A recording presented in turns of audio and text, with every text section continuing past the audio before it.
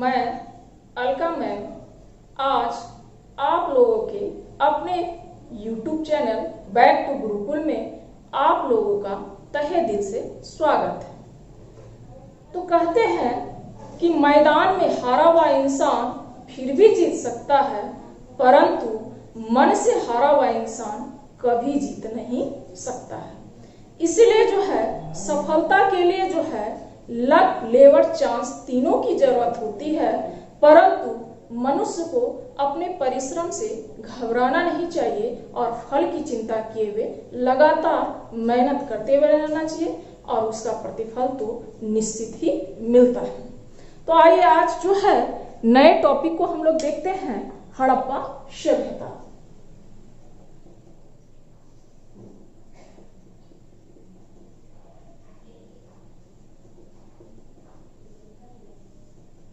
हड़प्पा सभ्यता प्राचीन काल में सबसे महत्वपूर्ण टॉपिक और पहला टॉपिक हड़प्पा सभ्यता को, जो कि कंपटीशन के दृष्टिकोण से महत्वपूर्ण है। सबसे पहला टॉपिक यहीं से हम लोग शुरुआत करते हैं। अगर हिस्ट्री में पढ़ना होता है तो सिंधु घाटी सभ्यता से ही हम लोग पढ़ते हैं और कंपटीशन में इससे जो है बहुत से क्वेश्चन पूछे जाते हैं, चाहे कोई भी एग्जाम रहे।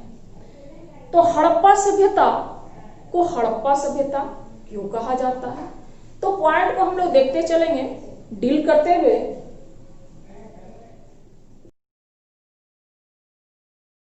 छब्बीस ईस्वी में चार्ल्स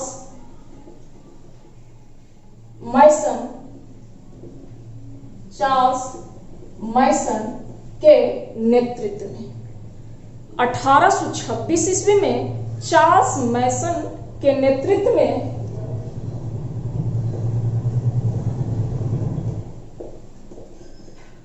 हड़प्पा की खोज की गई।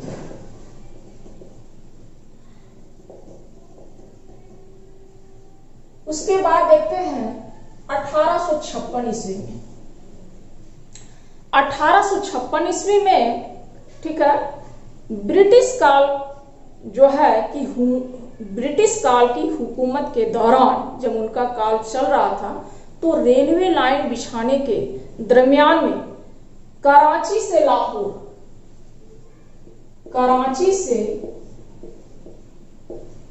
लाहौर की खुदाई की जा रही थी और जो है आपूर्ति के रूप में ईंटों का प्रयोग के कारण जो है यह खुदाई हो रही थी रेलवे लाइन बिछाने के दरमियान में, और जो है एक अवशेष के रूप में प्राप्त हुए और जिसे नाम दिया गया हड़प्पा सभ्यता। हड़प्पा की खोज की गई। कराची से लाहौर जो है की खुदाई, एक मिनट, खुदाई के दौरान रेलवे लाइन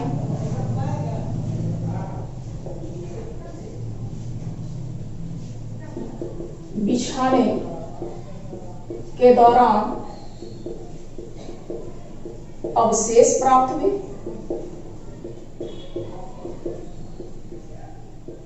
जिससे हड़प्पा नाम दिया गया।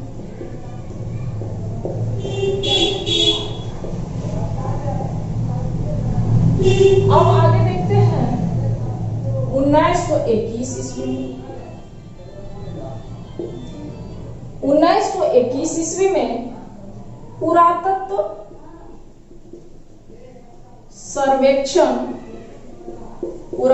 सर्वेक्षण महानिर्देशक चार्ल्स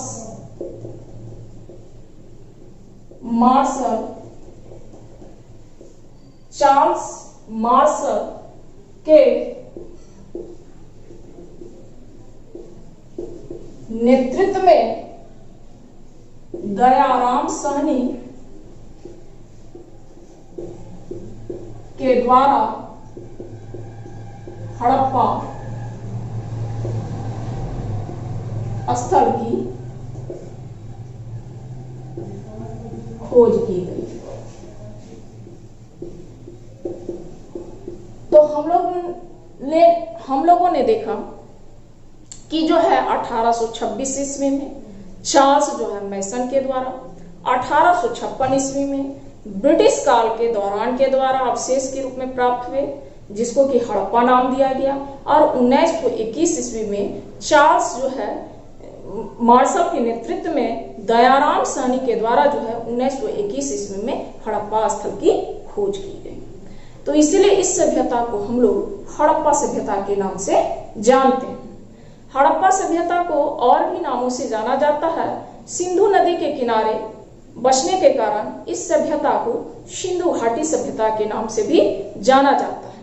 इस सभ्यता को आदि ऐतिहासिक काल के भी नाम से जाना जाता है। आदि ऐतिहासिक काल मतलब जिस काल का लिखित तो वर्णन है लेकिन आज तक पढ़ा नहीं जा सका है, तो उस काल को आदि ऐतिहासिक काल के नाम से भी हम लोग जानते हैं। इस सभ्यता को नगरीय सभ्यता के भी नाम से जानते हैं। नगरीय सभ्यता इसलिए कहा जाता है क्योंकि इस काल में जो है अलंकृत ईंटों का प्रयोग था, मुख्य सड़कों की व्यवस्था थी, अलंकृत ईंट का जिसमें प्रयोग होता था, अन्नागार स्नानागार की व्यवस्था थी। ठीक है, इसलिए जो है इस सभ्यता को नगरीय सभ्यता भी कहा जाता है। नारी की जो है कांस्य की नर्तकी की मूर्ति मिलने के कारण जो है अधिकांश मात्रा में नारी की नृत्य करती हुई मूर्ति मिलने के कारण इस सभ्यता को मातृसत्तात्मक सत्ता के भी नाम से जाना जाता है। तो नगरीय सभ्यता, मातृसत्तात्मक सभ्यता, हड़प्पा सभ्यता, सिंधु घाटी सभ्यता और आदि ऐतिहासिक काल के नाम से जाना जाता है। काल के रूप में जाने चार्ल्स मार्शल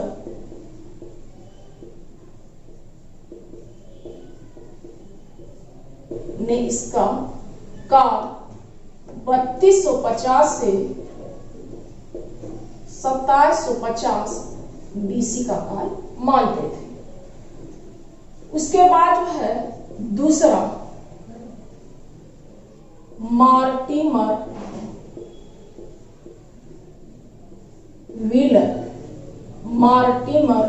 व्हीलर ने इसका काल जो है 2500 से 1500 बीसी का काल मानते थे।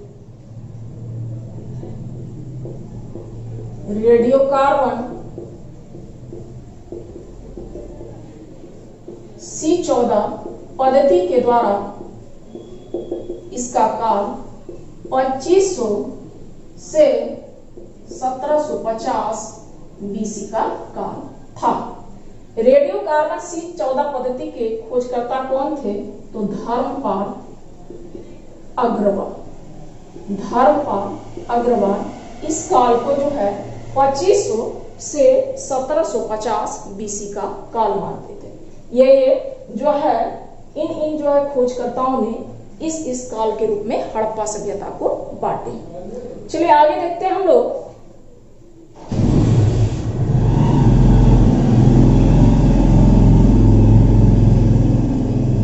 हड़प्पा सभ्यता को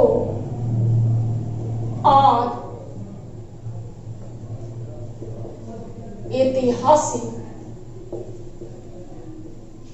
ऐतिहासिक काल भी कहा जाता है। ये आदि ऐतिहासिक काल, चूंकि हम लोग प्राग ऐतिहासिक काल जिसका लिखित तो न वर्णन है, जिसका कोई लिखित वर्णन नहीं है, उसको प्राग ऐतिहासिक काल, आदि ऐतिहासिक काल जिसका लिखित तो वर्णन है लेकिन आज तक जो है इसे पढ़ा नहीं जा सकता है, इसलिए इसको हम आदि ऐतिहासिक काल यानी सिंधु घाटी सभ्यता को आदि ऐतिहासिक काल के नाम से जानते हैं। और ऐतिहासिक काल उसको कहा जाता है जिसका लिखित भी वर्णन है और जिसको पढ़ा गया है, इसलिए इस सभ्यता को आध ऐतिहासिक काल भी कहा जाता है, यानी आधा। आधा इसलिए क्योंकि लिखित वर्णन होने के कारण आज तक इसको पढ़ने का किसी को सौभाग्य प्राप्त, यानी कोई भी पढ़ नहीं पाए हैं, कोई भी खोजकर्ता इनको आज तक पढ़ नहीं पाए। आगे देखते हैं हम लोग हड़प्पा सभ्यता को नगरीय सभ्यता। नगरीय सभ्यता क्योंकि जो है अन्नागार की व्यवस्था थी, स्नानागार की व्यवस्था थी, पक्की ईंटों का प्रयोग होता था, सड़कों का प्रयोग होता था, अलंकृत ईंटों का प्रयोग होता था। इस कारण से इस सभ्यता को नगरीय सभ्यता के रूप में जाना जाता है। मातृ सत्तात्मक सभ्यता। नारी की कांस्य मूर्ति, नारी की नृत्य करते हुए कांस्य की मूर्ति मिलने के कारण इस सभ्यता को मातृसत्तात्मक सभ्यता के भी नाम से जाना जाता है। कांस्य युगीन सभ्यता। कांस्य युगीन सभ्यता में मुख्य धातु के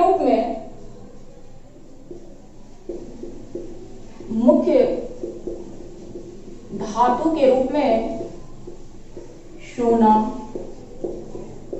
चांदी, कांसा,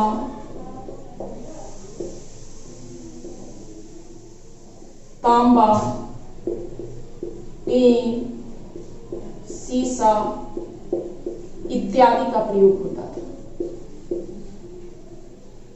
तो इसलिए जो है इस सभ्यता को कांस्य युगीन सभ्यता के भी नाम से हम लोग जानते हैं। फिर आगे देखते हैं, सिंधु नदी के किनारे यह सभ्यता बसी हुई थी, इसलिए इसे सिंधु घाटी सभ्यता कहा जाता है। सिंधु घाटी सभ्यता के समकालीन भारत में तो सिंधु घाटी जो है सभ्यता थी, और जो है चीन में चीन की सभ्यता थी। मेसोपोटामिया यानी इराक और ईरान में जो है मेसोपोटामिया की सभ्यता थी, और मिस्र में मिस्र की सभ्यता थी। यह सभ्यता उस समय समकालीन थी, यानी सिंधु घाटी सभ्यता के भी नाम से जानते हैं, सिंधु घाटी सभ्यता।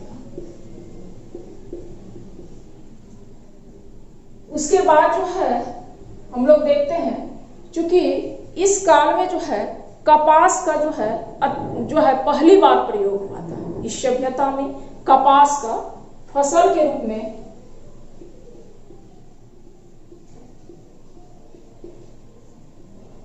कपास का प्रयोग, यानी सूती कपड़ा का प्रयोग।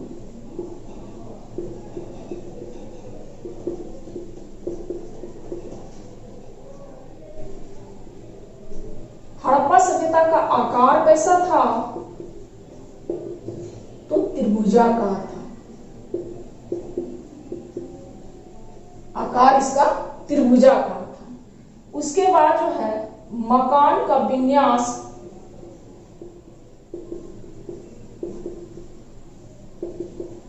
ग्रिड पद्धति। मकान में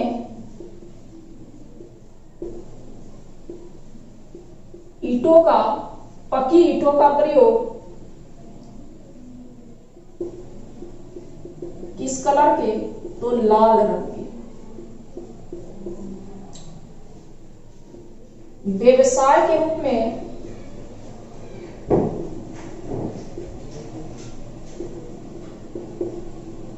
गेहूं और जौ का प्रयोग। व्यवसाय के रूप में गेहूं और जौ का प्रयोग होता था। उसके बाद व्यवसाय के रूप में व्यापार था। व्यवसाय के रूप में व्यापार करना था। मुख्य फसल के रूप में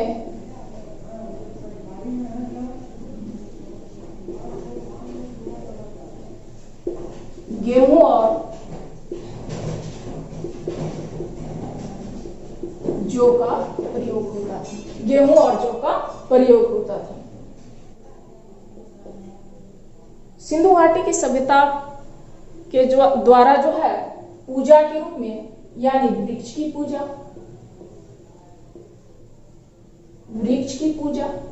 शिवलिंग की पूजा,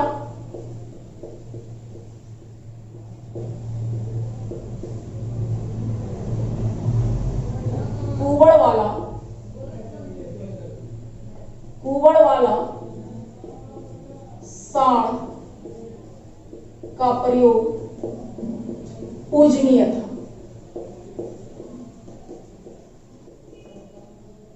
स्वास्तिक चिन्ह यहीं से आता है। सिंधु घाटी सभ्यता में स्वास्तिक चिन्ह जो है, हड़प्पा काल में जो है स्वास्तिक चिन्ह का प्रयोग होता था। उसके बाद जो है आगे देखते हैं हम लोग कि जो है पक्की ईंटों से बनी मूर्ति को टेराकोटा कहा जाता है।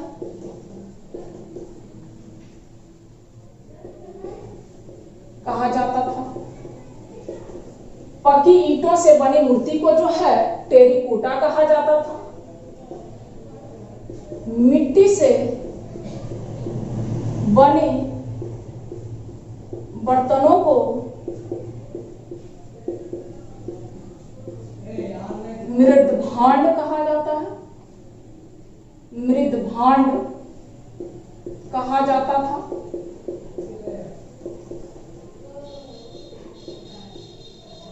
मुद्राओं का निर्माण में सेल खड़ी का प्रयोग होता था।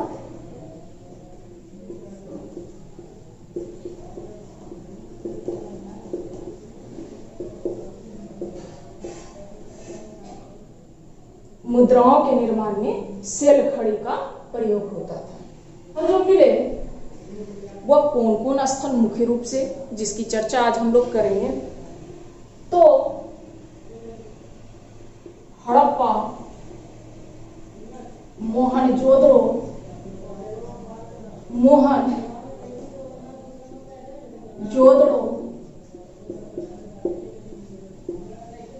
चंगुदड़ो,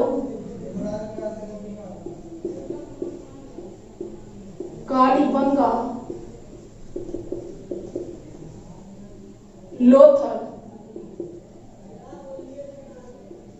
महत्वपूर्ण स्थल के रूप में मिले। सर्वाधिक जो स्थल मिले गुजरात में मिले। सर्वाधिक, ये भी क्वेश्चन अगर कभी कभी पूछा जाता है कि हड़प्पा सभ्यता में सर्वाधिक स्थल जो है किस क्षेत्र से मिले, तो गुजरात में। आइए फिर हम लोग देखते हैं कि आखिर हड़प्पा, मोहनजोदड़ो, चंगुदड़ो, कालीबंगा, लोथल और जो है इन सब में क्या क्या मिला है और जो है इसके खोजकर्ता कौन थे, इनका काल क्या था। सबसे पहले हम लोग स्थल लिखते हैं।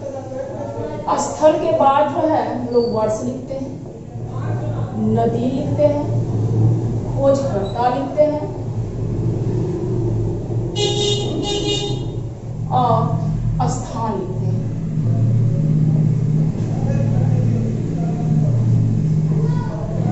तो 5 की चर्चा आज हम लोग देखेंगे।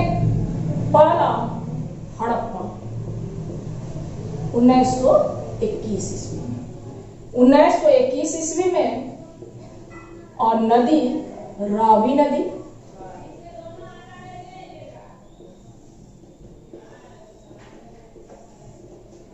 और खोजकर्ता दयाराम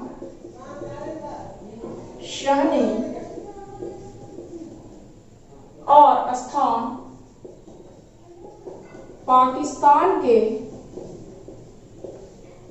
पंजाब प्रांत के मोंटगोमरी जिले में। मोंटगोमरी जिले में। उसके बाद हम लोग दूसरा देखते हैं मोहनजोदड़ो।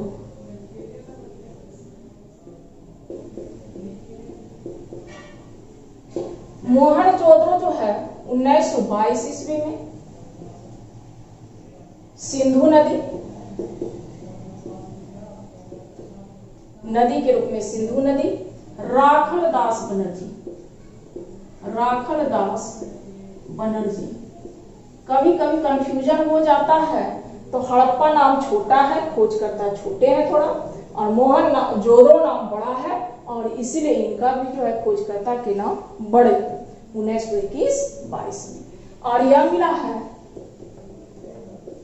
पाकिस्तान के सिंध प्रांत के लड़काना जिले में।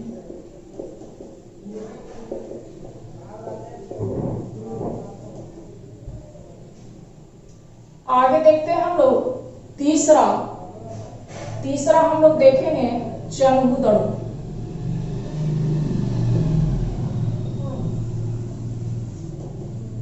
चनहूदड़ो 1931 ईस्वी, और ये जो है ये भी सिंधु नदी, गोपाल मजूमदार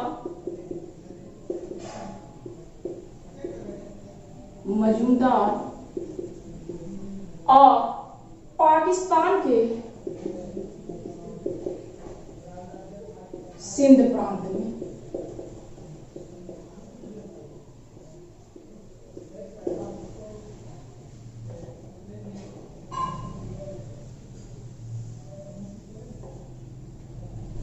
चौथा हम लोग देखेंगे कालीबंगा।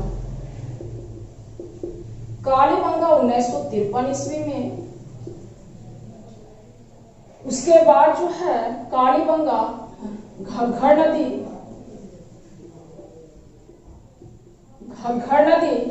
और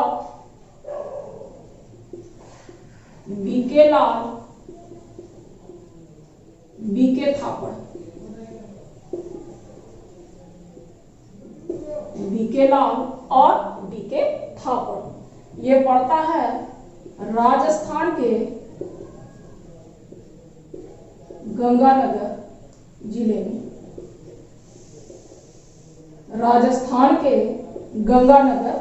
में।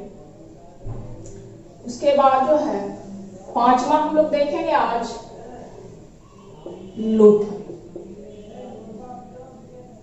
लोथल 1957 ईस्वी, भोगवा नदी और लोथल के खोजकर्ता रंगनाथ राव के द्वारा, और लोथल मिला है गुजरात के अहमदाबाद जिले में। इन पांचों की चर्चा आज हम लोग करेंगे कि हड़प्पा से क्या क्या मिला, मोहनजोदड़ो से क्या मिला, चनहूदड़ो से क्या मिला, कालीबंगा से क्या मिला और लोथल से क्या मिला। हड़प्पा की खोज 1921 ईस्वी में रावी नदी के किनारे खोजकर्ता दयाराम साहनी और स्थान पाकिस्तान के पंजाब प्रांत के मोंटगोमरी जिले में। मोहनजोदड़ो 1922 ईस्वी में सिंधु नदी, खोजकर्ता राखलदास बनर्जी पाकिस्तान के सिंध प्रांत के लड़काना जिले में। चनहूदड़ो 1931 ईस्वी, सिंधु नदी, गोपाल मजूमदार के द्वारा पाकिस्तान के सिंध प्रांत में। कालीबंगा 1953 ईस्वी, घग्गर नदी, बीके लाल और बीके थापड़ राजस्थान के गंगानगर जिले में। लोथल 1957 ईस्वी, भोगवा नदी, रंगनाथ राव के द्वारा और गुजरात के अहमदाबाद जिले में।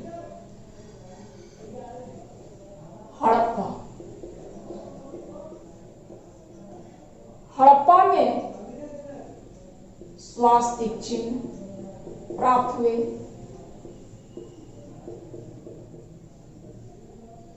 दूसरा, ताबूत के समाधान,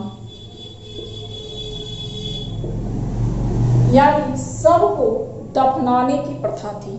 मोहनजोदड़ो में शव को जलाने की प्रथा थी और हड़प्पा में जो है शव को दफनाने की प्रथा थी। और युगल समाधान जो है वह लोथल से प्राप्त हुए हैं, यानी एक जो है नहीं शव को दफनाना, एक के साथ दूसरा। अगर नहीं कुछ मिलता था, दो शव नहीं प्राप्त होते थे, तो कुत्ते को मार के भी गाड़ा जाता था। तो युग में समाधान लोथल से प्राप्त हुए। आगे देखते हैं जो है कांसे का दर्पण, काजल। उसके बाद जो है हड़प्पा से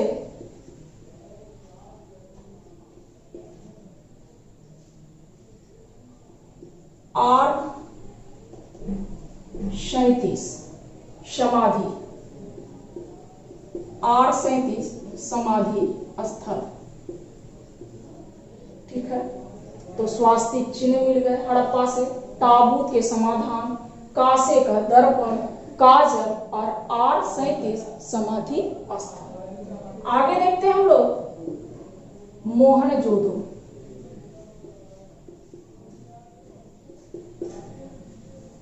मोहनजोदड़ो से पहला सूती कपड़ा।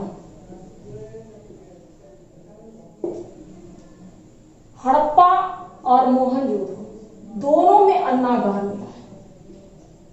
अन्नागार जो है यहां भी मिले हैं और आपका जो है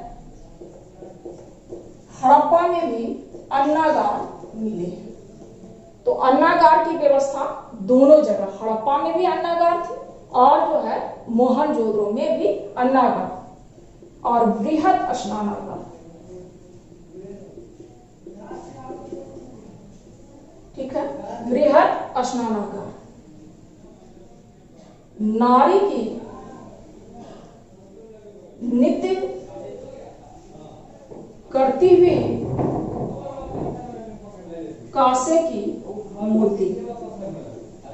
क्वेश्चन बहुत पूछा जाता है कि नारी के नृत्य की मूर्ति किस धातु की बनी थी, तो वहां कांसा, सोना, चांदी दिया जाता है, तो उसमें जो है ऑप्शन में कांसे की मूर्ति मिली थी। और जो है नारी की मूर्ति मिलने के कारण ही इस सभ्यता को हम लोग जो है मातृसत्तात्मक सभ्यता के भी नाम से जानते हैं। आगे देखते हैं हम लोग तीसरा नंबर पे चनहूदड़ो।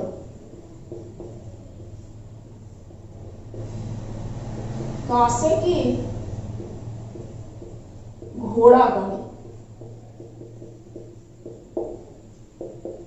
गुड़िया की फैक्ट्री, गुड़िया की फैक्ट्री। तीसरा नंबर पे मुहरों की फैक्ट्री, मुहरों की फैक्ट्री। और जो है घोड़ा गाड़ी, कांसे की घोड़ा गाड़ी, गुड़ियों की फैक्ट्री, मुहरों की फैक्ट्री। और जो है इसमें जो है कुत्ता द्वारा बिल्ली का पीछा करते हुए पद चिन्ह, कुत्ता द्वारा बिल्ली का पीछा करते हुए पद चिन्ह यह कहाँ मिले हैं? चनहूदड़ो में। यानी खिलौने, कांसे की जो है घोड़ा गाड़ी, गुड़ियों की फैक्ट्री यानी गुड़िया की फैक्ट्री या खिलौना जो है ये कहां से प्राप्त हुआ है? ये जो है चनहूदड़ो से प्राप्त हुआ है। आगे हम लोग देखते हैं लोथल। लोथल में हम लोग देखेंगे कि क्या क्या मिला है। सबसे पहले ये क्वेश्चन बहुत पूछा जाता है, बंदरगाह, यानी लोथल में व्यवसाय के रूप में बंदरगाह थी, मार्केट था, जिसको कि हम लोग बंदरगाह भी कहते हैं, पत्तन नगर कहते हैं, पत्तन नगर और गोदीवाड़ा, गोदीवाड़ा। गोदीवाड़ा पूछा जाता है कि जो है गोदीवाड़ा क्षेत्र सिंधु घाटी सभ्यता में कौन से थे, तो लोथल थे, जो कि एक मार्केट थी। चावल की भूसी, चावल की भूसी, चावल की भूसी रंगपुर से भी मिला है। रंगपुर भी स्थान है जो कि गुजरात में पड़ता है, लोथल भी गुजरात में पड़ता है। तो चावल की भूसी का साक्ष्य जो है आपका जो है कहाँ मिला है, तो लोथल में। उसके बाद शतरंज, उसके बाद युग्म समाधान, समाधान और फारसी मोहरे, फारसी मोहरे। तो ये लोथल में जो है बंदरगाह, पत्तनगर, गोदीवाड़ा, चावल की भूसी जो कि लोथल में मिले हैं और रंगपुर में भी मिले हैं, और जो है जो कि रंगपुर भी पड़ता है, आगे हम लोग देखेंगे नेक्स्ट वीडियो में। तो रंगपुर में क्या क्या मिले हैं, लेकिन चावल की भूसी दोनों जगह मिले हैं, इसलिए यहाँ लिखती है। और यह जो है यह भी गुजरात में है और लोथल भी गुजरात में है। शतरंज है, युग्म समाधान, युगल समाधान, एक के साथ दो सबको दफनाने की, फारस की मोहरे। और एक चीज इसमें चन्हू दड़ों में बताना चाहेंगे कि जो है झूकड़ झाकड़ संस्कृति, झूकड़ झाकड़ संस्कृति जो है यह भी जो है चन्हू दड़ों में जो है देखने को मिले। आगे फिर हम लोग देखते हैं लोथल के बाद कालीबंगा, कालीबंगा, कालीबंगा में काली चूड़ियां,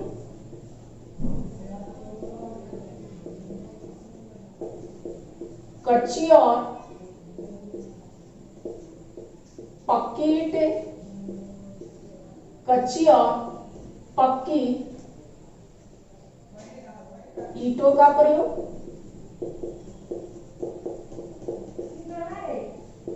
अग्निकुंड का प्रयोग, अग्निकुंड।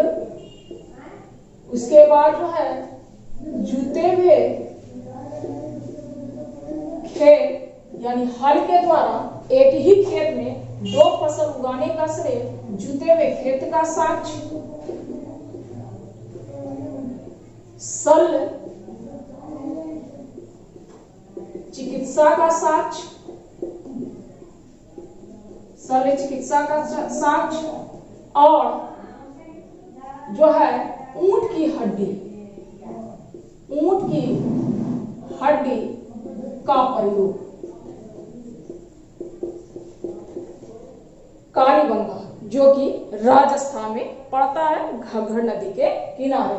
और वहां क्या क्या चीज मिले, तो काली चूड़ियां, कच्ची और पक्की ईंटों का प्रयोग, अलंकृत ईंटों का प्रयोग, अग्निकुंड का साक्ष्य, जुते हुए खेत का साक्ष्य यानी हल चलाते हुए जुते हुए एक ही खेत में दो फसल उगाने का, शल्य चिकित्सा का साक्ष्य और ऊंट की हड्डी का प्रयोग। तो इस तरह से आज हम लोगों ने जो हड़प्पा सभ्यता का फर्स्ट वीडियो में इतना सा देखे।